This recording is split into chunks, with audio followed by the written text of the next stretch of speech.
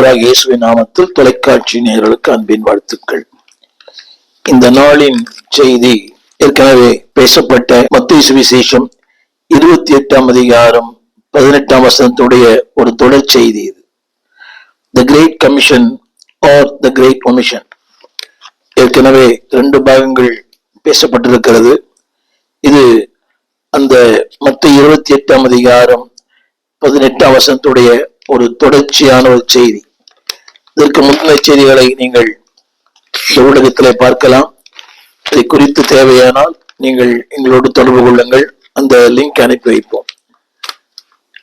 அந்த செய்தி என்னவென்றால், தேவனுடைய மிகப்பெரிய கட்டளை, உலகெங்கும் நீங்கள் போய் சுவிசேஷத்தை அறிவித்து ஜனங்களை சீஷராக்கி நான் கட்டளையிட்ட யாவையும் அவருக்கு உபதேசம் பண்ணுங்கள்.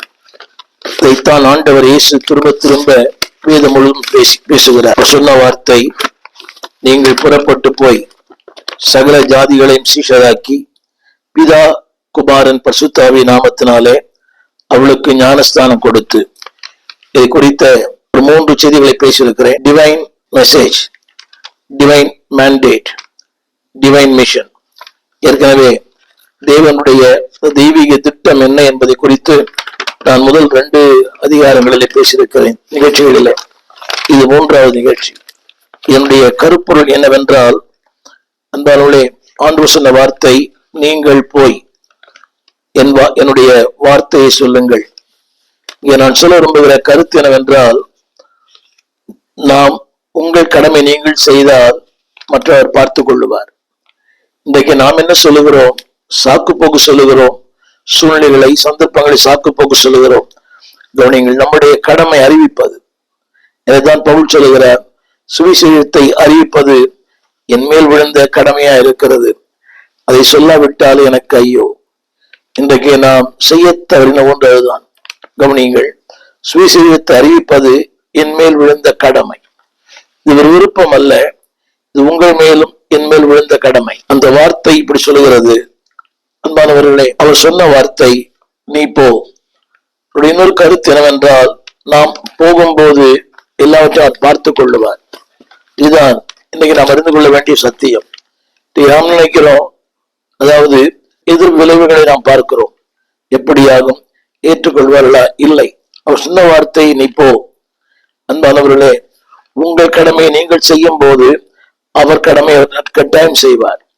என்றால் உங்கள் பொறுப்பை நீங்கள் நிறைவேற்றும் போது அவர் பொறுப்பை அவர் கட்டாயம் நிறைவேற்றுவார்.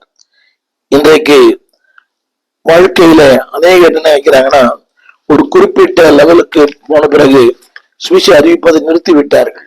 இன்றைக்கு மிகப்பெரிய பிரசங்கியால் கூட ஒரு சின்ன கேள்வி, உங்கள் பிரசங்கத்துக்கு பீடத்திற்கு வெளியே எத்தனை நபரை ஆதாயம் பண்ணியிருக்கிறீர்கள்?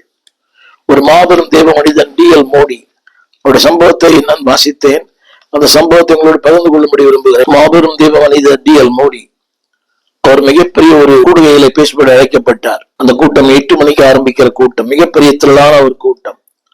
அவரோடு கூட பாடல் பாடும்படியாக ஒரு தேவ மனிதர், அந்த தேவனுடைய பெயர் சாங்கி, IRA சாங்கி அவர் பெயர். அநேகர் அந்த பெயர் வைத்திருக்கிறார், சாங்கி, SANKEY சாங்கி. மிகப்பெரிய பாடகர்.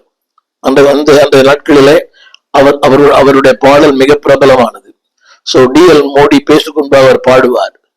ஒரு திடீரென்று ஒரு மாலை கூட்டத்திலே D.L. மோடி அவர்கள் சாங்கியை பார்த்து, இன்றைக்கு 6 மணிக்கு தெருமுனை நீங்கள் தெரு வீதிக்கு வாருங்கள் என்று சொன்னார்.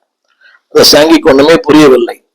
கூட்டம் 8 மணிக்கு, அது பெரிய திரையரங்கு, ஆயிரக்கணக்கான மக்கள் கூடுகிற இடம். ஆனால் D.L. மோடி அவர்கள் சொன்னார்களாம், 6 மணிக்கு நீங்கள் அந்த தெருமுனைக்கு வாங்க. அவருக்கு ஒண்ணுமே புரியல. இவரும் 6 மணிக்கு இங்க போனார். D.L. மோடி இருந்தார். அவரை ஒரு பாடல் பாட சொன்னார். அந்த பாடல் பாடும் போதே திரளான ஜனங்கள் கூடி வந்தார்கள், நூற்றுக்கணக்கான ஜனங்கள். மோடி பிரசங்கம் பண்ண ஆரம்பித்தார். நூற்றுக்கணக்கான ஜனங்கள் கர்த்தருடைய வார்த்தையை கேட்டார்கள், கதறினார்கள், அழுதார்கள், ஒப்பு கொடுத்தார்கள். அவர் சொன்னார், அத்தனை பேரையும் இன்று மாலை பக்கத்தில் இருக்கிற இந்த அரங்கத்தில நான் பேசுகிறேன், நீங்கள் வாருங்கள், ஒரு கூட்டம் நடக்கிறது, வாருங்கள். அன்றைக்கு அந்த திருக்கூட்டத்தில் வந்து அத்தனை பேர்களும் மாலை கூட்டத்துக்கு போனார்களாம். 8 மணிக்கு ஆரம்பிக்க வேண்டிய கூட்டம் 7 மணிக்கு ஆரம்பிக்கப்பட்டது. அவர்களுக்கு கர்த்தருடைய வார்த்தையை பேசினார். திரளான ஜனங்கள் ஒப்பு கொடுத்தார்கள். 8 மணிக்கு மேல மற்ற டெலிகேட்ஸ், அதாவது கூட்டத்தை ஏற்கனவே முன்பதிவு செய்தவர்கள், அதற்காக ஏற்கனவே ஆயத்தமாக்கப்பட்டு வந்தார்கள். அவர் சொன்னாராம், டிஎல் மோடி சொன்னாராம், அவர் சொன்ன ஒரு வார்த்தையை நான் அப்படியே வாசிக்கிறேன். அதாவது டாக்கிங் அபவுட் டூயிங் சம்திங், அதாவது நீங்கள் செய்கிற ஒன்றை பேசுங்கள். அடுத்த வார்த்தை கோயிங் அண்ட் டூயிங், நீங்கள் செய்கிற ஒன்றை பேசுங்கள், அதுக்கு பிறகு அங்கே போங்கள். கோயிங் அண்ட் டூயிங், இது உங்களுக்கு புரிய நினைக்கிறேன். அது என்ன சொல்லுகிற அதனுடைய கருத்து என்னவென்றால், நீங்கள் டாக்கிங் அபவுட் யூ டூயிங், நீங்கள் என்னத்தை செய்ய விரும்புகிறதை பேசுங்கள். நீங்கள் பேசும்போது தேவன் கிரியை செய்வார். இன்றைக்கு நாம அதாவது இன்னொரு விதத்தில் அதிகமாய் பேசுகிறோம், but we are not doing. அதுதான் அவர் சொன்னார், கோயிங் அண்ட் டூயிங், நீங்கள் போங்கள், போங்கள், அந்த காரியத்தை செய்யுங்கள். இந்த கருத்து என்னவென்றால், அன்பானவர்களே, இன்றைக்கு ஆண்டோட மிகப்பெரிய நோக்கம் என்னவென்றால் மேண்டேட், உங்களுக்கு எனக்கும் ஒரு வேலை தந்திருக்கிறார், உன்னதமான பணி, தூர்களுக்கு கிடைக்காத ஒரு பணியை அவருடைய தாசனாகிய உங்களுக்கு எனக்கு தந்திருக்கிறார். பெற்ற பணியை செய்து முடிப்போர் அழகாய் நிற்கும் யார் இவர்கள். இன்றைக்கு அந்த பணியை நாம் செய்திருக்கிறோமா? ஒரு சின்ன கேள்வி. எத்தனையோ காரியங்களை செய்கிறோம், ஆனால் அவர் சொன்ன அந்த வார்த்தை, நீங்கள் போய் உலகெங்கும். அன்பான தெய்வ பிள்ளைகளே, நம்முடைய அவர் கொடுத்த இரண்டாவது வார்த்தை டிவைன் மெசேஜ். முதல்ல சொன்ன டிவைன் மேண்டேட், உங்களுக்கும் எனக்கு ஒரு தெய்வீக திட்டத்தை வைத்திருக்கிறார். ஏதோ பிறந்தோம் வளர்ந்தோம் வாழ்ந்தோம் அல்ல, டிவைன் மேண்டேட். ஒரு உங்களுக்கு எனக்கு ஒரு ஆண்டு வைத்திருக்கிற வேலை, அந்த மேண்டேட் என்று சொல்லும் போது உங்களை குறித்த நோக்கம், செயல் திட்டங்கள். செயல் திட்டம் என்ன? போய் உலகெங்கும் என் வார்த்தையை. இரண்டாவது த டிவைன் மெசேஜ், அந்த செய்தியானது ஒரு தெய்வீகமான செய்தி. இன்னைக்கு துணைச்செய்திகளை பார்க்கிறோம், பாதி செய்திகள் துக்கமான செய்திகள் தான், நம்மை மிரட்டுகிற, நம்மை துக்கப்படுத்துகிற, பயமுறுத்துகிற. ஆனா தேவனுடைய செய்தி டிவைன் மெசேஜ். எனவே தான் ஆண்டவர் சொன்னார் அந்த வார்த்தையில, அடுத்த வார்த்தை சொன்னார் தி டிவைன் மெசேஜ். அந்த வார்த்தை என்னவென்றால், வசனம் 20, நான் சொன்ன யாவற்றையும் அவர்கள் கை கொள்ளும்படி செய்யுங்கள். நான் சொன்ன யாவற்றையும் அவர்கள் கை கொள்ளும்படி செய்யுங்கள். முதலாவது சொல்லுங்கள், இரண்டாவது அவர்கள் கை கொள்ளும்படி செய்யுங்கள். ஆங்கிலத்தில் அப்சர்வ், அந்த வார்த்தை எழுதப்பட்டிருக்கிறது, அப்சர்வ் ஆல் திங்ஸ். முதலாவது அவர்கள் மற்றவர்கள் செய்ய வேண்டுமானால் முதல் நாம் செய்ய வேண்டும். Observe all things that I have commanded you, நான் உங்களுக்கு கட்டளையிட்ட யாவையும். என்பது பிள்ளைகளே, ஜெபிக்கிறோம், வேதம் வாசிக்கிறோம், ஆராதிக்கிறோம், ஆனால் அவர் சொன்ன அந்த கட்டளைகளை நாம் செய்யப்படுத்திருக்கிறோமா? ஒரு சின்ன கேள்வி. இதனுடைய எதிர்பார்ப்பெல்லாம் இதுதான். கவனிங்கள், அதற்காகவே இந்த பூமிக்கு வந்தார், அதற்காக ரத்தம் சிந்தினார், அதற்காகவே பாடுபட்டார். அவர் சொன்னது மட்டுமல்ல, அந்த நற்செய்திக்கு என்னெல்லாம் தேவையோ அத்தனையும் செய்தார். கவனிக்க வேண்டும், அந்த நற்செய்திக்கு என்ன மூலப்பொருள் தேவையோ உங்களை விளங்க வைக்க விரும்புகிறேன். அந்த நற்செய்தி, அந்த நற்செய்தி இருக்க வேண்டுமானால் அதற்கு என்னவெல்லாம் தேவையோ அத்தனையும் செய்தார். தியாகம், பாடுகள், அர்ப்பணம், மரணம், உயிர்த்தெழுதல், பசுத்த ஆவியானவர். அந்த நற்செய்திக்கு என்னவெல்லாம் தேவையோ, ஒரு நற்செய்தி என்று சொன்னால் அதற்கு சில மூலப்பொருட்கள் வேண்டும். எந்த ஒரு காரியத்துக்குமே there must be a raw material. அப்படியா? அந்த நற்செய்திக்கு மூலப்பொருள் தெரியுமா? அவர்தான். அவருடைய வாழ்வு, அவருடைய தியாகம், அவருடைய அர்ப்பணம், அவருடைய சிலுவை பாடுகள். அன்பானவர்களே, அவருடைய நோக்கம் என்னவென்றால், கடைநிலை மனிதன் கூட கல்வாரி அண்டே வர வேண்டும். ஒரு கடைநிலை மனிதன் வாழ்க்கையின் அடித்தளத்தில் இருக்கிறான். அந்த கடைநிலை மனிதன் கூட கல்வாரிக்கு வர வேண்டும். அதற்காகவே அவர் எடுத்துக்கொண்ட முயற்சிகள், அதற்காக அவர் செய்த காரியங்கள் ஏராளம். அதை குறித்து நான் இந்த சில வசனங்களை உங்களோடு நான் வாசிக்க விரும்புகிறேன். லூக்கா சுவிசேஷம் 19ஆம் அதிகாரம் 10ஆம் வசனம். திருமறை சொல்லுகிறது, இழந்து போனதை தேடவும் ரட்சிக்கவுமே மனுஷகுமாரன் வந்திருக்கிறார். அப்படியானால் மனிதன் வாழ்க்கையில் எல்லாரும் இழந்திருக்கிறான். நிம்மதியை, சந்தோஷத்தை, மகிழ்ச்சியை, வாழ்வை, நித்திய ஜீவனை, பரலோகத்தை. He lost அந்த வார்த்தை கவனியுங்கள். அந்த இழந்து போனதை அவனுக்கு பெற்று தரத்தான் ஆண்டவர் இயேசு பூமிக்கு வந்தார். அது மட்டுமல்ல, அந்த நற்செய்தியிலே இன்னொரு முக்கியமான கருத்து ஒரு தெரிந்த வசனம் தான். மார்க்கு 10:45. அவர் ஊழியம் கொள்ளும்படி அல்ல, ஊழியம் செய்யும்படி. கவனிங்க, அந்த நற்செய்தி தான். Not to dictate, not to be a boss, but to a servant. ஊழியம் கொள்ளும்படி அல்ல, ஊழியம் செய்யும்படி. அடுத்த வார்த்தை மார்க்கு அந்த 10:45, அநேகரை மீட்கும் பொருளாக. அர்த்தம் என்னவென்றால், மீட்கும் பொருள், மூழ்கி போன ஒருவன். நம்ம சொல்றோம் இல்லையா, இந்த மார்வாடி கடையில பொருள் மூழ்கி போனது, அதை மீட்டுக் கொள்வது. சென்னை பாட்டில மூட்டிக்கணும் சொல்றது, மீட்கும் பொருளாக. அப்படியானால் அவனுடைய வாழ்க்கை மூழ்கி போனது, வறுமையில், ஏழ்மையில், கண்ணீரில், கடனில். அந்த வார்த்தையை கடிக்க கேளுங்கள், மீட்கும் பொருளாக. ஒரு பொருளை மீட்க வேண்டுமானால் அதற்கு இன்னொரு பொருளை நாம் தியாகம் செய்ய வேண்டும். என்னுடைய பொருள் தான், நான் தான் வச்சேன் தேவைக்காக. இப்ப அந்த என்னுடைய பொருளை நான் மீட்டுக் கொள்ள வேண்டுமானால் அதற்கு நான் இன்னொன்றை தர வேண்டும், பணத்தை தர வேண்டும், ஏதோ ஒன்றை தர வேண்டும். நான் தராமல் அந்த பொருளை நான் மீட்டுக் கொள்ள முடியாது. என்னுடைய பொருள் தான், என் அவசியத்துக்காக, தேவைக்காக வைத்தேன். கடைக்காரர்கிட்ட போய் என் பொருள் என்று கொடுங்க, தர மாட்டார். அதற்கு நான் ஒரு பொருளை ஏதோ ஒன்று தர வேண்டும். இதை கவனிங்கள். அதாவது வசனம், மீட்கும் பொருளாக தன்னையே தந்தார். என்னால கவனிக்க வேண்டும். ஏதோ ஒன்றை தரவில்லை, தந்திருக்கலாம், ஆனால் தன்னையே. அந்த வார்த்தையை கவனிக்கிறேன். மீட்கும் பொருளாக தன்னையே தந்து தம்முடைய ஜீவனை கொடுத்தார். யோசித்து பாருங்கள். அதாவது அவர் அடகு வைக்கவில்லை. அந்த மீட்கும் பொருள், அந்த மூழ்கி போனதற்கு அவர் காரணம் அல்ல. அவன் காரணம், ஆசை காரணம், அவனுடைய அறியாமை காரணம், அவசரம் காரணம், கீழ்ப்படியாமை காரணம். அவனே அந்த இடத்துல சிக்கிக் கொண்டான். அப்ப சிக்கிக்கொண்ட அவனை மீட்கும் பொருளாக வேறு ஒன்றை தந்திருக்கலாம், நிறைய செய்திருக்கலாம், பலி செலுத்திருக்கலாம். இல்லை, பலிகளை அல்ல. அந்த வசனத்தை படிக்க கேளுங்கள். தம்முடைய ஜீவனையே கொடுத்தார். ஏன் தெரியுமா? That is the divine message. திரும்ப திரும்ப சொல்ல வார்த்தை கவனி. தெய்வீக செய்தி. ஏதோ ஒன்றை கொடுத்து அல்ல, கொடுத்திருக்கலாம், யாரை அனுப்பி இருக்கலாம். பூர்வ காலங்களிலே நிறைய பேர் அனுப்பினார். தீர்க்கதரிசிகளை, பிதாக்களை, ஊழியக்காரர்களை நிறைய பேர் அனுப்பினார். இப்ரேயர் 1:1. ஆனால் கடைசியாக மனிதனை மீட்கும் பொருளாக தன் ஜீவனையே தந்தார். The divine message is, தெய்வீக செய்தி என்னவென்றால் தன்னையே பலியாக்கினார். எனவேதான் அவர் சொன்ன வார்த்தை யோவான் 14:6, அன்பானவர்களே, நானே வழியும் சத்தியமும் ஜீவனுமா இருக்கிறேன். அந்த நற்செய்திக்கு அவர் கொடுத்த கிரயம் மேலானது. அன்றைக்கு சிந்திக்க அன்பை கேட்கிறேன்.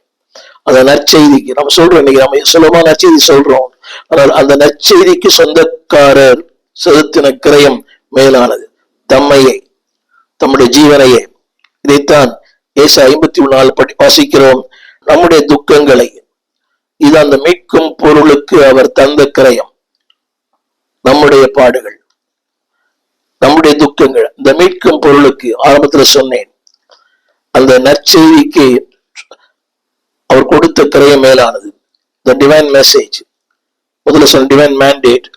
அந்த தெய்வீக செய்தி என்னவென்றால், தேவனால் அடிபட்டு, வாதிக்கப்பட்டு, சிறுமைப்பட்டு, இதெல்லாம் அந்த நற்செய்திக்கு அவர் கொடுத்த மூலதனம். என்னை கேட்டுக்கொண்டிருக்க அன்புடைய பிள்ளையே, இவ்வளவும் செய்து நம்முடைய கரத்துல கொடுத்திருக்கிறார். அவர் சொல்றார், நீ போ.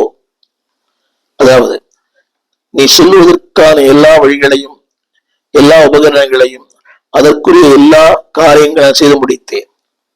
புரிய நினைக்கிறேன். அந்த நற்செய்திக்கு என்னெல்லாம் தேவையோ அவை எல்லாவற்றையும் I have done. அதைத்தான் வாசித்தேன்.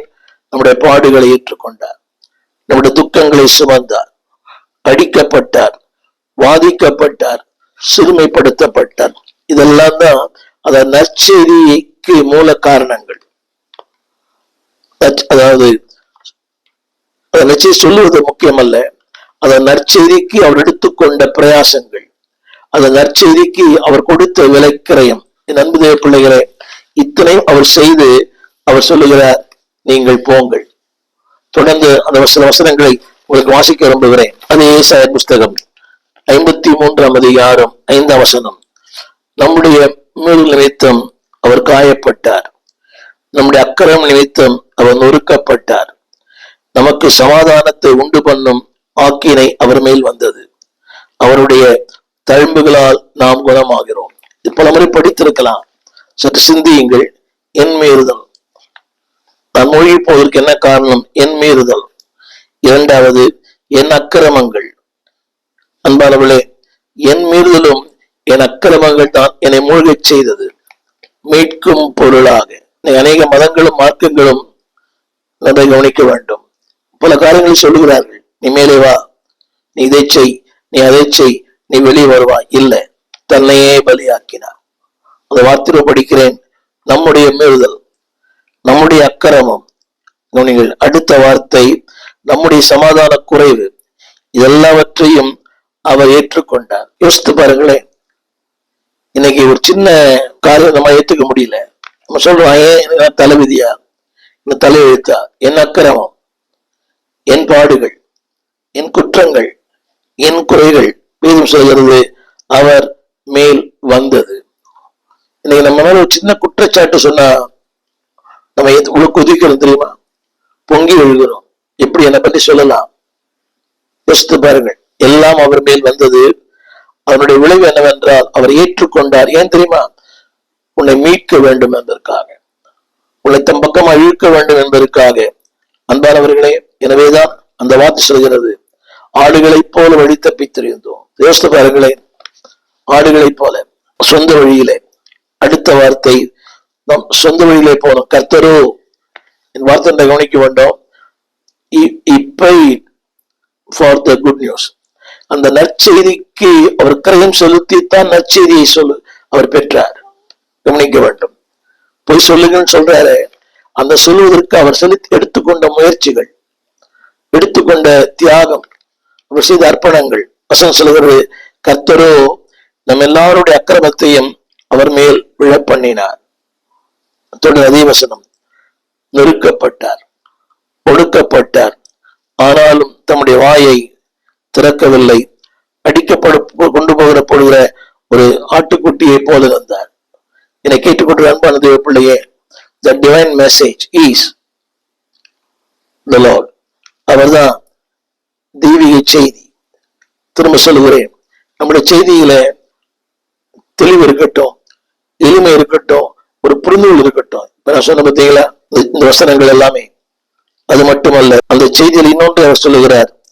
இப்ரேயர் 10:11 வேதம் சொல்லுகிறது, அவர் நமக்காக ஒரு காலம் நிவர்த்தி செய்யக்கூடாத அந்த பாவங்கள். யோசித்து பாருங்களேன். இப்ரேயர் 10:11, ஒரு காலம் நிவர்த்தி செய்யக்கூடாத பாவங்கள். அது உங்களுக்கு உண்டு, எனக்கு உண்டு. நிவர்த்தி செய்ய முடியாத பாவங்களுக்குள்ள நாம் சிக்கியிருந்தோம். யோசித்து பார்த்தீங்களா? நான் ஒரு ஊழியராய் வருவேன். நான் ஒரு காலத்துல சினிமாவுக்கு அடிமையா இருந்தது. அதிகமான கதை புஸ்தகங்கள், மிகப்பெரிய நாவல்களை படித்துக் கொண்டே இருப்பேன். நிறைய புஸ்தகங்கள், நிறைய ஆக்கியம், கல்கி, சாண்டில்யன், ஜெயகாந்தன், டாக்டர் மோவா, இப்படி பல புஸ்தகங்களை வாசிப்பேன். அர்த்தமுள்ள இந்து மதம், நிறைய புஸ்தகம் வாசித்துக் கொண்டே இருப்பேன். சொல்வது, அதை விட்டு என்னால் வர முடியாத சூழ்நிலை. நான் பல ஆண்டு சபைக்கு போனேன், ஆனா ஞானசா எடுக்கல. அந்த போதர் ஒரு நாள் என்னை பார்த்து கேட்டார், தம்பி ரொம்ப நாள் வரீங்களே, நீ ஞானசா எடுக்கலையானார். நான் சொன்னேன், எடுக்கிறது பெருசு இல்லை, என்னால நிவர்த்தி செய்யக்கூடாத பல காரியம் இருக்கிறது. அது என்னன்னு கேட்டார். நான் சாப்பாடு இல்லாம விட்டுருப்பேன், ஆனா சினிமா பார்க்காம இருக்க முடியாது. அப்படி இருந்தேன். சபைக்கும் போவேன், அதுக்கும் போவேன். படிக்கிறேன், ஒரு காலம் நிவர்த்தி செய்யக்கூடாது. அது ரொம்ப அடிமையா இருந்தேன். கதை புஸ்தகங்களுக்கு, நாவல்களுக்கு, சினிமாக்களுக்கு. அது என் வாழ்க்கை உண்மை. நிவர்த்தி செய்யக்கூடாத ஒன்றை ஒரே வித பலியினால், யோசித்து பாருங்க, ஒரே பலியினால். அந்த போதவர் சொன்னார், தம்பி நீங்க எடுங்க, ஆண்டவன் எல்லாம் பார்த்துப்பாரு. எனக்கு அப்ப வயசு 17. நான் கீழ்ப்படிந்தேன். எனக்கு ஒரு 54 ஆண்டுகள் அந்த வார்த்தை உண்மை. ஒரு காலம் நிவர்த்தி செய்யக்கூடாத என்னுடைய காரியத்தை ஒரே பலியினாலே, அது மட்டுமல்ல, அந்த டிவைன் மெசேஜ் என்ன தெரியுமா? இந்த தெய்வீக செய்தி என்ன தெரியுமா? அன்பானவர்களே, பலி செலுத்தினார் இப்படி 15. அது மட்டுமல்ல, தேவனுடைய வலது பாசத்தில் உட்கார்ந்தார், உன்னை உட்கார செய்கிறார். The divine mandate. இரண்டாவது, த டிவைன் மெசேஜ், தெய்வீக செய்தி. இது உலகத்தில் 1000 செய்திகள் இருக்கிறது. தினந்தோறும் கால் எழுந்தவுடன் துர்ச்செய்தான், மரணங்கள், கொலை, கொள்ளை, கற்பழிப்பு. ஆனால் இவரோ அந்த டிவைன் மெசேஜ் என்னன்னா, அவரே உங்களுக்காக ஒரு 3 காரியங்களை சொல்லுகிறேன். நம்மை ரட்சித்தார், he saved us. இரண்டாவது, நமக்கு ஒரு செய்தியை தந்தார், he gave us. மூன்றாவது, அதை கொண்டு போய் சேர்க்கிற பணியை தந்தார், ஷேர். 3 வார்த்தைகளை திரையில பாருங்கள். he saved, ரட்சித்தார், the divine message. இரண்டாவது, he gave, அந்த நற்செய்தியை என் கரத்திலே கொடுத்தார். மூன்றாவது, to share, அடுத்த சொல்லும்படியான ஒரு பொறுப்பு எனக்கு தந்தார். என்னை கேட்டுக்கொண்டிருக்கிற அன்பு பிள்ளையே, there is a divine mandate for you. உன்னை குறித்து ஒரு பெரிய தெய்வீக நோக்கம், திட்டம் இருக்கிறது. இரண்டாவது, there is a divine message that God has given. ஒரு தெய்வீக செய்தி உனக்கு கொடுத்திருக்கிறார். என்ன?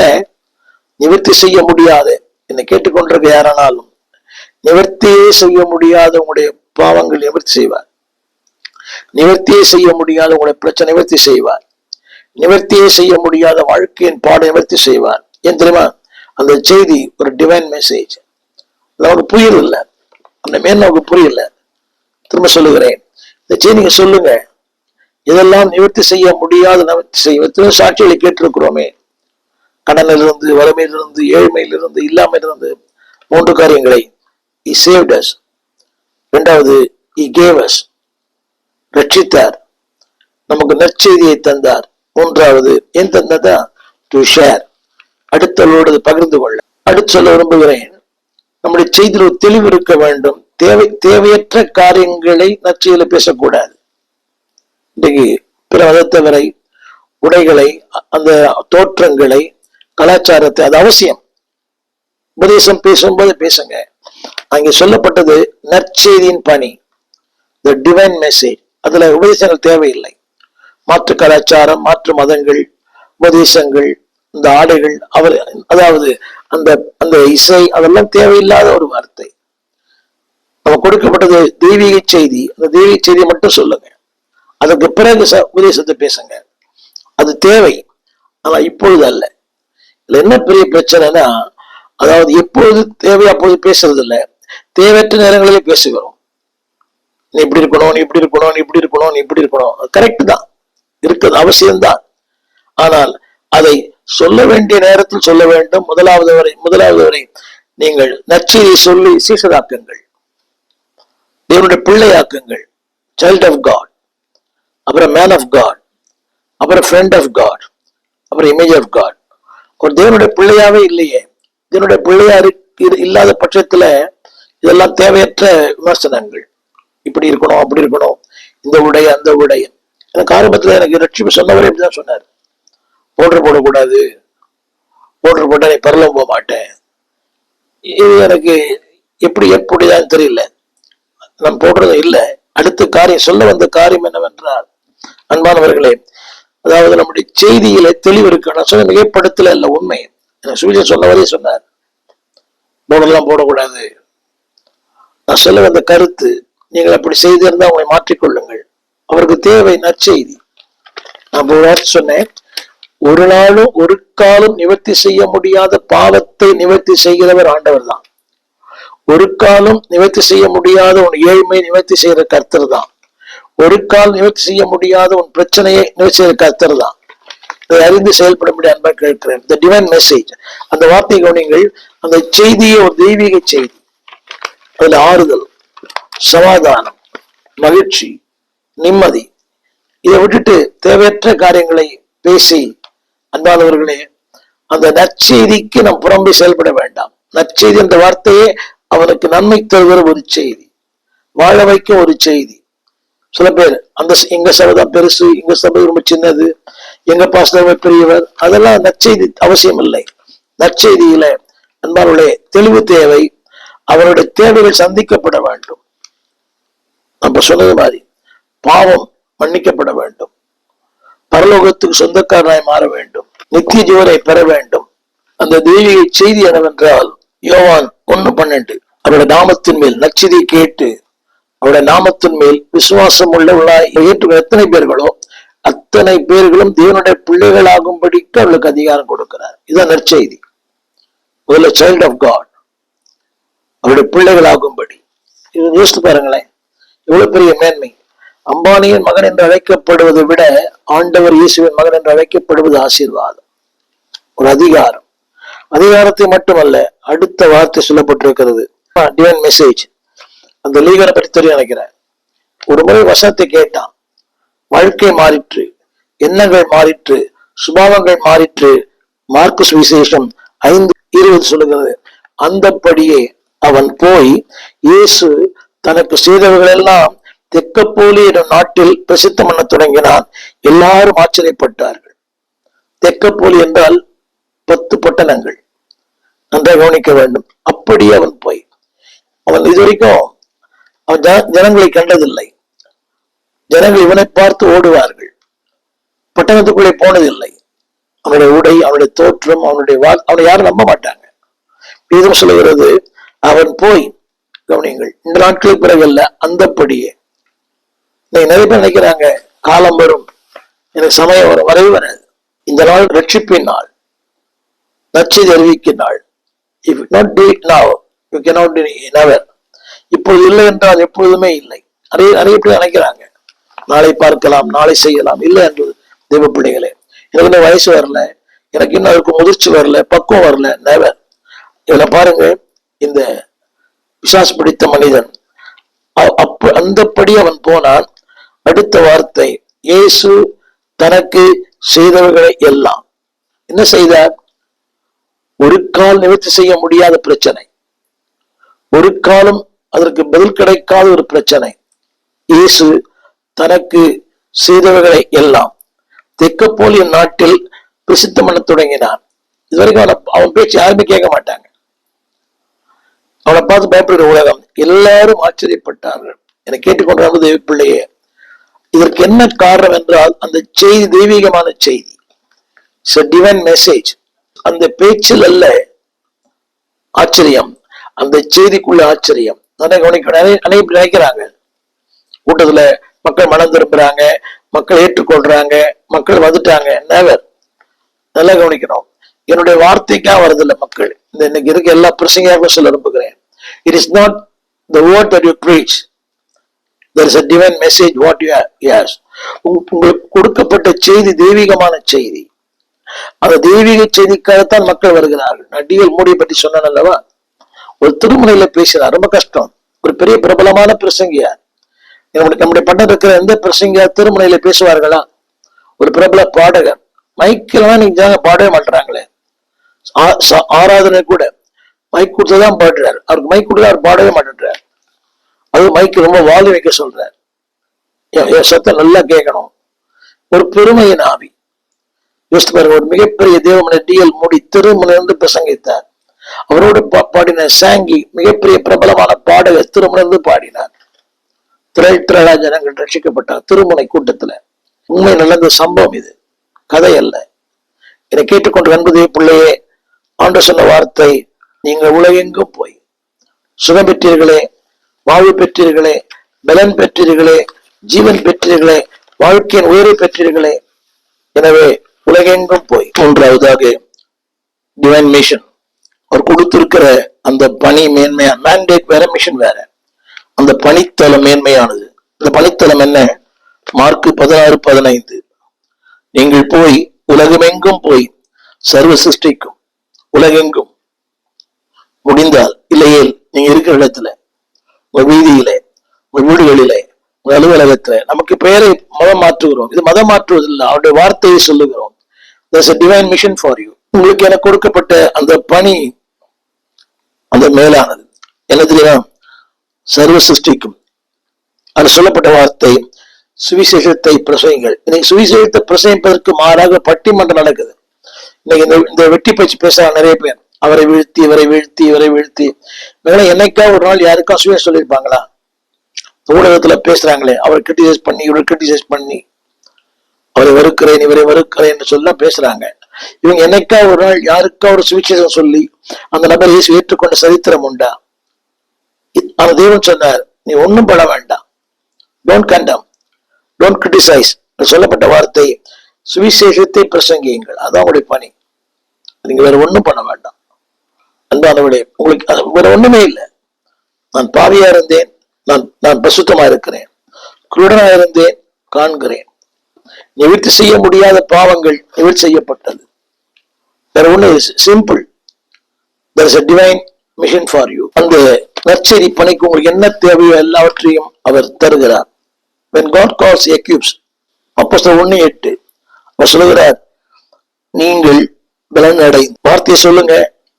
உங்களுக்கு தேவையான ஆவியானவர், வசனம், வார்த்தை எல்லாவற்றையும் சமயத்துக்கு ஏற்ற வார்த்தைகளை சொல்லும்படி அவர் கல்விமானின் ஆவி தருவார்.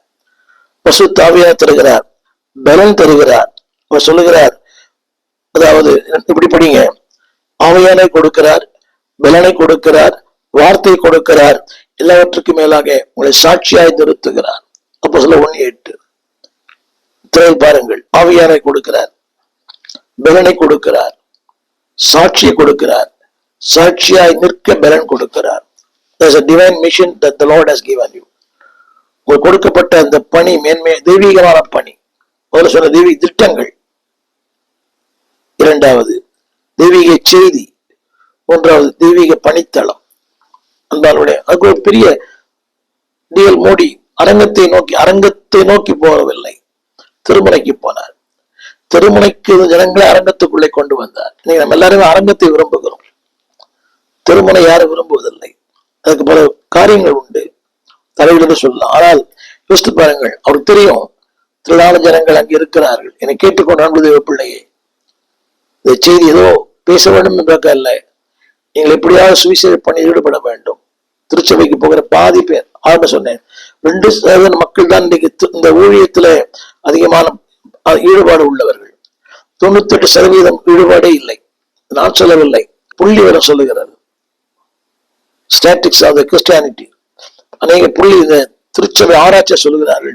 2% மக்கள் தான் இன்றைக்கு ஊழியத்துல அதிக வாஞ்சி உள்ளனர். திருச்சபையிலே பாருங்களேன், ஒரு 100 பேர்னா 2 பேர் தான் வாஞ்சியா இருப்பாங்க. ஆலயம் மட்டும் உடனே வெறுமையாகிறது. பாவம் பாஸ்டர் அம்மா, அவங்கதான் அந்த சேர்லாம் எடுக்கணும், அவங்கதான் பெருக்கணும். இவ்வளவு கொடுமை. இதை கேட்டுக்கொண்டு அன்பு பிள்ளையே, you have a divine mission, you have a divine message. கடைசியாக சொல்ல முடிக்கிறேன், there is a divine mentor. அதை உருவாக்குகிறவர் ஒரு தெய்வீக சிற்பாசாரி. அந்த தெய்வீக சிற்பாசாரி உங்களை உருவாக்கி கொண்டு இருக்கிறார். அவர் சொல்லுகிறார், அந்த சிற்பாசாரி மத்தேயு 19:10 is a divine mentor, உங்களை உருவாக்குகிறவர்.